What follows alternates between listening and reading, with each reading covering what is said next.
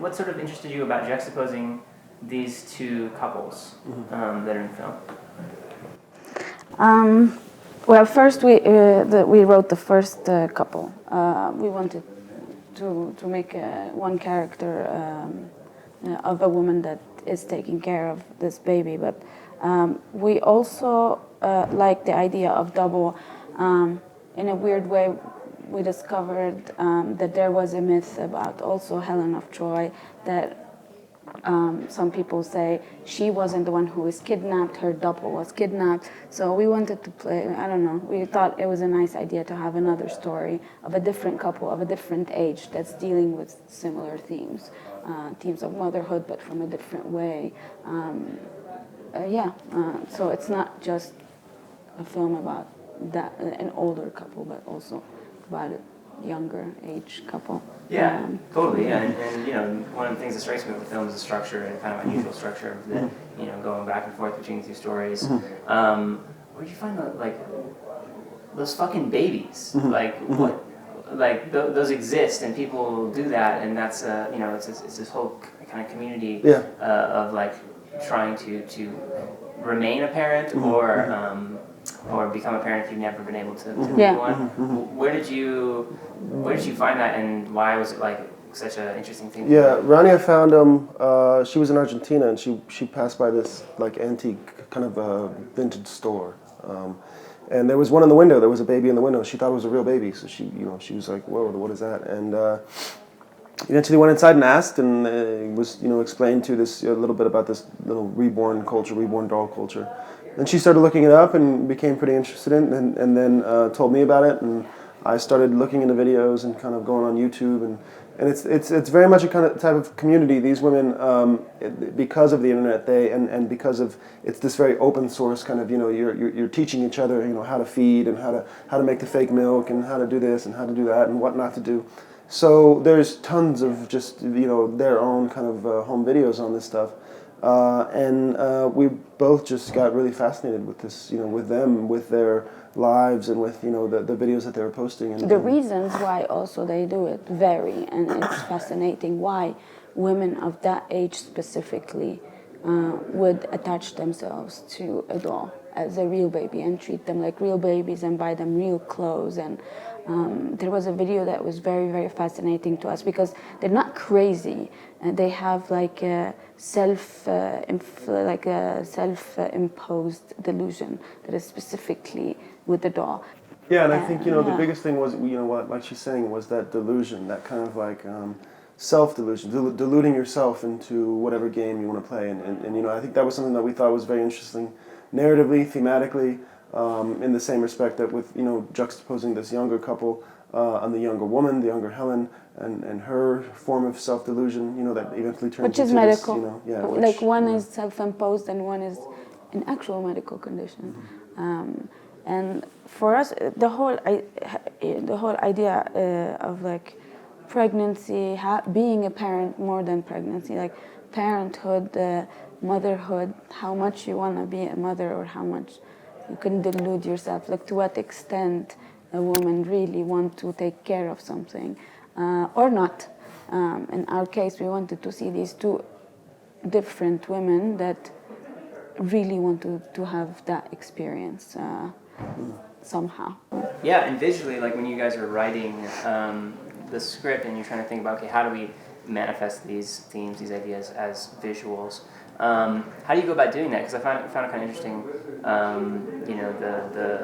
the image of the fridge leaking water, the very, the motherhood of the fridge and the coffee leaking everywhere, and the horse also is an interesting image. For me, as soon as I saw the horse running in the street the first time, I knew that that the film was thematically dealing with like miscarriage, just because whenever I see a horse, I think of the word carriage, and so horse, carriage, and now I'm thinking about miscarriage, and now I'm feeling like I'm in the headspace of the film. So it's like when you're writing, like how do you know those things are going to work? Yeah. And how do you find them? We were constantly searching for things that could have been, looked at as they could be strange, but they also could be very normal. Fridges break.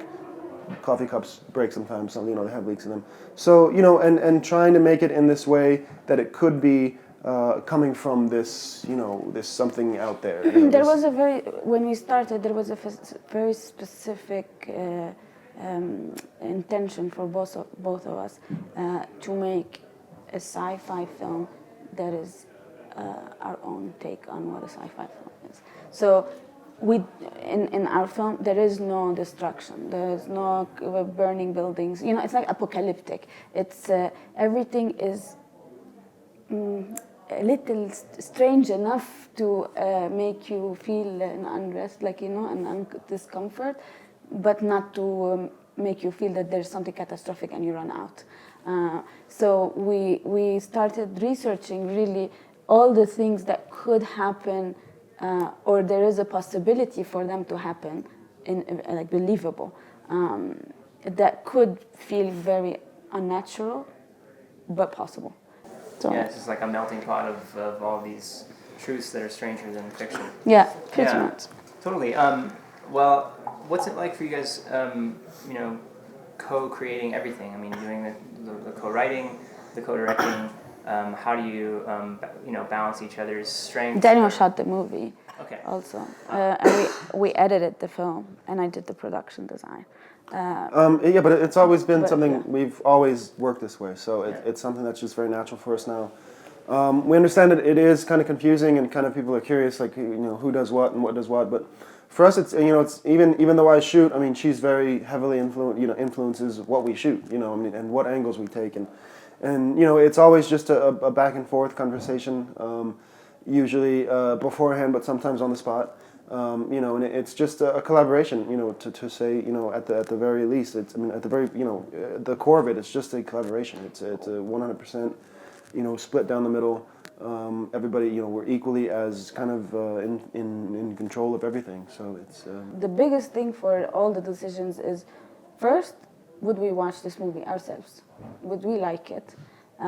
Second, if we think at any moment you're gonna sit to watch our movie and you're gonna know when in the next 10 minutes we're gonna cut, or what she's gonna tell him, or how the movie's gonna end, or like any of this, for us it's a boring experience. Sort of philosophically, how do you approach tension, or how do you feel about tension? Because there's a lot of tension that's created with different elements. Do you have rules about how you go about that, or do you have certain no, I mean, I think especially this is maybe the first of our films that maybe uses this genre. much tension, the tension to this extent. And I think for us it was just it was an experiment. It was we were trying something fresh and new even for us. And we wanted maybe that feeling of anticipation, and and a lot of it had to do with not only mood and narrative, but the sound as well. I mean, we wanted the sound to be a real kind of a character in the film as well. That enhanced the tension and kind of provided a base for this anticipation and kind of when it comes and when it leaves, maybe more importantly. But also the tension is inherent. It's a town that has something weird happening to it, so I feel like the tension seeps into the scene from the actual narrative. It's something strange happening to everybody. The tension is embedded in the something strange. Yeah, it's a byproduct of the It's like it's possibly. Yeah. Cool.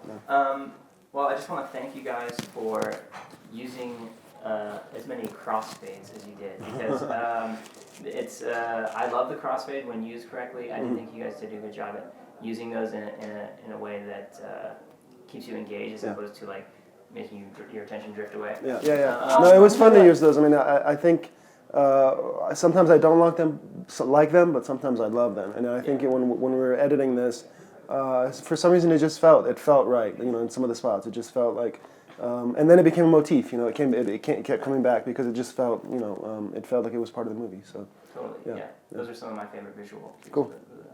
Very cool. Well, thank you guys so much. Thank you. Of course. Doing this. Thanks a lot. Good luck with the film. Totally. Thank you.